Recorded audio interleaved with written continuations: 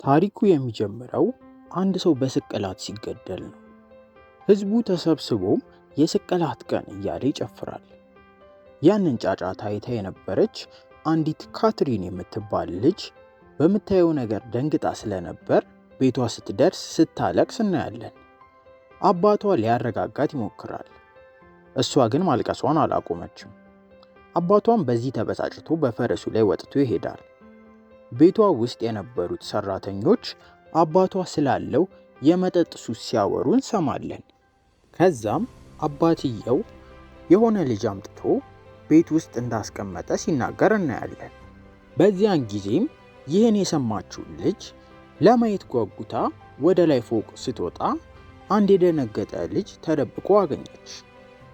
ካትሪንም ያገኘችውን ልጅ እየጎተተች ወደ አባቷ ወደ ኤርንሾው ትወስደውና ልጁን በሞተው ወንድሟ ስም ሂዝክሊፍ ብላ መጥራት እንደምትፈልግ ትነግረዋለች። ከጊዜያትም በኋላ ሂዝክሊፍ እና ካትሪን አብረው ያድጋሉ። አብረው ይጫወታሉ። ሲጫወቱም የካትሪን የቀድሞ ጓደኛ ኔሊ በቀናት ትመለከታቸዋለች። ሂዝክሊፍ ማንበብ ስለማይችል ካትሪን ንባብ ታስተምረዋለች። ሂዝክሊፍ ግን ይከብደውና ተበሳጭቶ ይሄዳል። እሷም ትከተለዋለች። ተይኝ ብቻዬን ልሁን ቢላትም እንኳ እሷ ግን መቼም እንደማትለየው ቃል ትገባለታለች። አንድ ቀን በዝናብ ውስጥ ሲጫወቱ ሰዓቱ ያልፍባቸዋል። ከመሸም ወደ ቤት ሲመለሱ አባቷ ኤርንሾው በጣም ተቆጥተው ካትሪን ላይ መጮህ ይጀምራሉ። ሂዝክሊፍ ግን ጣልቃ ገብቶ ጥፋቱ የኔ ነው በማለት ኃላፊነት ይወስዳል። ኤርንሾውም በዱላ ይደበድቡታል። በዚያው ምሽት ካትሪን ለምን እንደዚህ እንዳደረገ ትጠይቀዋለች። ሂዝክሊፍም አንቺ ስትጎጂ ማየት አልፈልግም ሲል ይመልስላታል። ዓመታትም ያልፉና ሁለቱም ይጎረምሳሉ።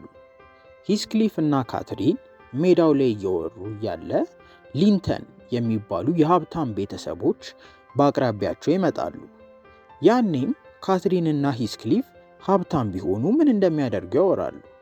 ሂዝክሊፍ በትልቅ ቤት ውስጥ እንደሚኖርና የከተማውን ከንቲባ ልጅ እንደሚያገባ ይናገራል። ካትሪንም ይህን ስትሰማ ትቀናለች። በእነ ካትሪን ቤት ውስጥም እንደምናየው ከሆነ የአባቷ የኤርንሾው የቁማር ሱስ እየባሰ ሄዶ ቤተሰቡ ለገንዘብ ችግር እንዲጋለጥ ያደርጋል።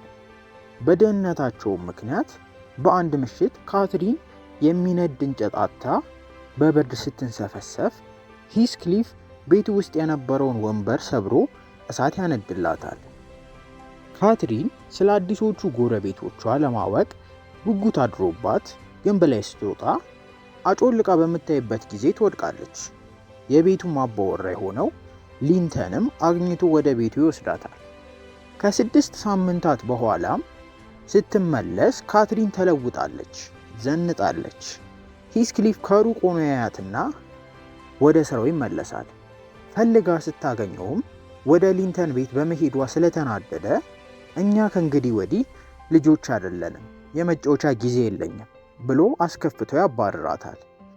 ግን በውስጡ ይወዳት ነበር። ጊዜያት እያለፉ ሲሄዱ ሊንተን ካትሪንን ጎብኝቶ የጋብቻ ጥያቄ አቀረበላት። ሂዝክሊፍ ይህንን ሲሰማ ልቡ በመሰበሩ በፈረስ ላይ ወጥቶ ማንም ሳያየው ጥሎ ይጠፋል። በዚያኑ ምሽት ካትሪን ስለቀረበላት ጥያቄ ታሰላስላለች። እሷም በልቧ ሂዝክሊፍን ስለምትወደው ጋብቻው ትክክል እንዳልሆነ ይሰማታል። ሆኖም ግን ውሳኔ ከመወሰኗ በፊት ሂዝክሊፍ ቀድሞ መሄዱን ትሰማለች። ይመጣልን ብላ ትጠብቀዋለች። ሂዝክሊፍ ግን በሰማው ነገር ልቡ ስለተሰበረ የውሃ ሽታ ሆኖ ይጠፋል። በመጨረሻም ካትሪን ሊንተንን አግብታ ወደ ቅንጡ ቤት ትገባለች። ከጥቂት ዓመታትም በኋላ ካትሪን ታረግዛለች። ሊንተንም በዚህ ዜና በጣም ይደሰታል። ጊዜያትም ካለፉ በኋላ የጠፋው ሂዝክሊፍ ተመልሶ ይመጣል። ነገር ግን አሁን ተለውጦ ዘንጦና ተከብሮ ነበር። ካትሪን እሱን በማየቷ ተደስታ ለራት ትጋብዘዋለች። በራት ሰዓት የሊንተን እህት የሆነችው ኢዛቤላ በሂዝክሊፍ ቁመና ትሳባለች። በኋላም የተሰማትን ስሜት ለካትሪን ትነግራታለች። ካትሪን ግን ሂስክሊፍ ላንቺ የሚሆን ሰው አይደለም፣ ደንዳናና ጨካኝ ነው በማለት ትቃወማለች። ኢዛቤላ ካትሪን ይህንን ያለቻት በቅናት ስሜት ስለመሰላት ሁለቱ ይጣላሉ። በአንድ ከሰዓትም ካትሪንና ሂስክሊፍ ቁጭ ብለው እያወሩ እያለ በዚህ መሃል ኢዛቤላ ቤት ውስጥ ትገባለች። በዚህን ጊዜም ካትሪን ሆን ብላ ኢዛቤላን ማብሸቅ ትጀምራለች። ይህንን ያየው ሂስክሊፍም ለምንድን ነው የምታበሽቂያት? እኔን ስለወደደች ነው? አንቺስ ለገንዘብ ብለሽ አይደል ሊንተንን የመረጥሽው? ብሎ ካትሪንን ይቃወማል። አሁን ሂስክሊፍ የካትሪንን የድሮ ቤት ገዝቶ ከአባቷ ጋር እዚያው መኖር ጀምሯል። ብዙም ሳይቆይ ኤርንሾው በአልኮል ሱሰኝነቱ ምክንያት ከዚህ ዓለም በሞት ይለያል። ካትሪንም የአባቷን ሬሳ ለማየት ወደ ቤት ትሄዳለች። ባየችው ነገር አዝናም በዝናብ ውስጥ ስትሄድ እያለ ሂስክሊፍ ሊያጽናናት ይሞክራል።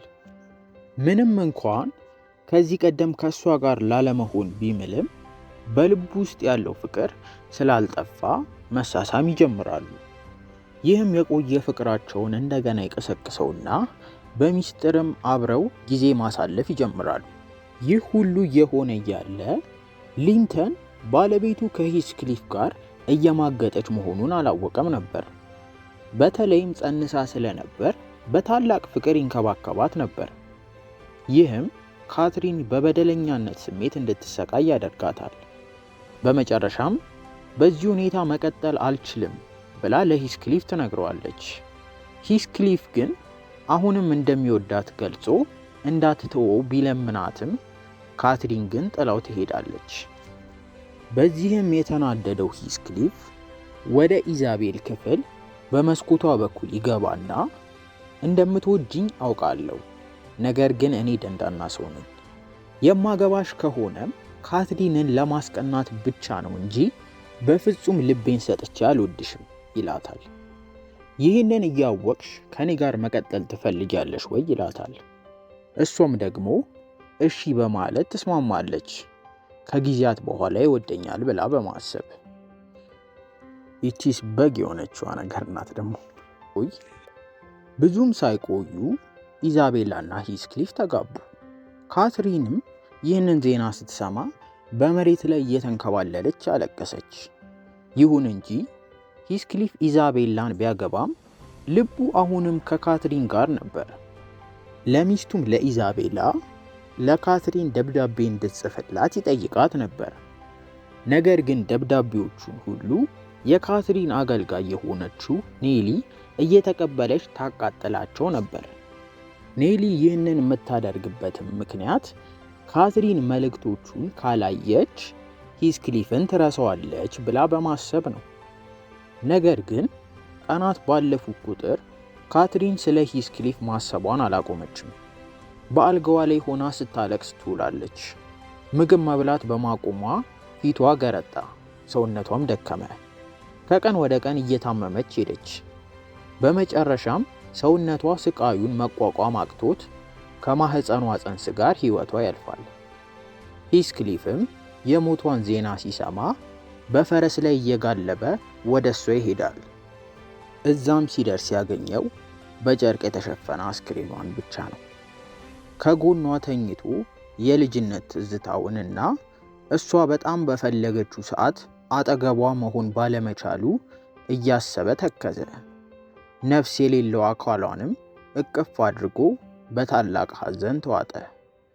በዚህ መልኩም ታሪካችን ያበቃል።